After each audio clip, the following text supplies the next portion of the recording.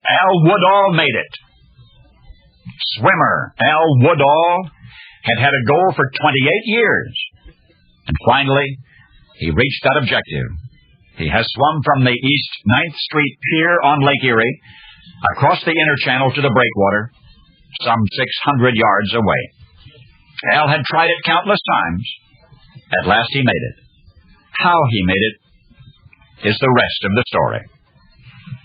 Al Woodall loved Lake Erie. There was a time when I was infatuated with Lake Erie and its islands, but Alfonso Woodall loved that lake. He'd go down to the Cleveland Pier at the end of East 9th Street. He'd stand there for hours, just feasting his eyes on that beautiful waterscape. For 28 years that I know of, Al has watched over and boated on and swum in his lake. Al was a good swimmer. Over the years, he became increasingly challenged to swim all the way across the inner channel, and time and again he attempted it.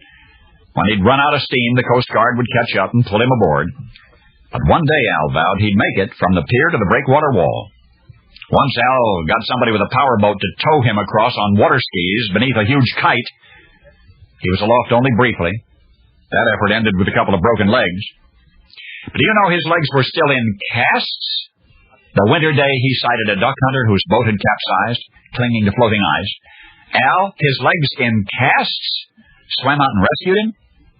The Carnegie Heroes Fund honored him with a medal for that mission. But for all of the people he pulled out, that was the only real recognition he ever got. And as the years piled on, the distance seemed farther from the pier to the breakwater wall, and yet Al never stopped trying. More than 20 times by the best Coast Guard count.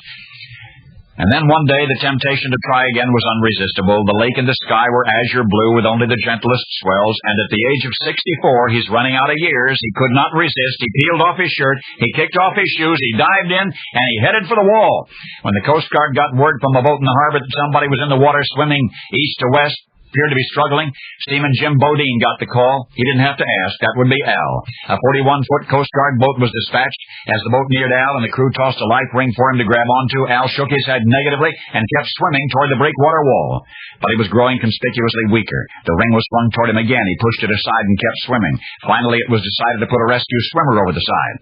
Well, when Al saw that the other fellow was swimming toward him, he realized that if he were ever to reach his breakwater wall objective, he must now not only go the distance, he must win the race, must somehow elude his well-intentioned pursuer.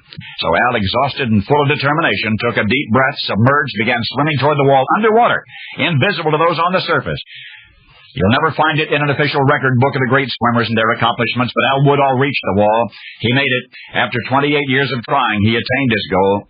October 2 of last year, a 21-gun salute Coast Guard ceremony celebrated Al's victory. A memorial service, wherein Al's cremated remains, his ashes, were taken by the Coast Guard patrol boat and in the presence of Al's family sifted into the water of his lake alongside the breakwater wall, where the day after he went under the waves, his body had been recovered by Cleveland police divers. For Alfonso Woodall, who so loved Lake Erie, achieved in death what had so persistently eluded him in life. Caressed by the unseen hand of a gentle current, he'd gone the distance. At long last, he had touched the wall, and now you know the rest of the story.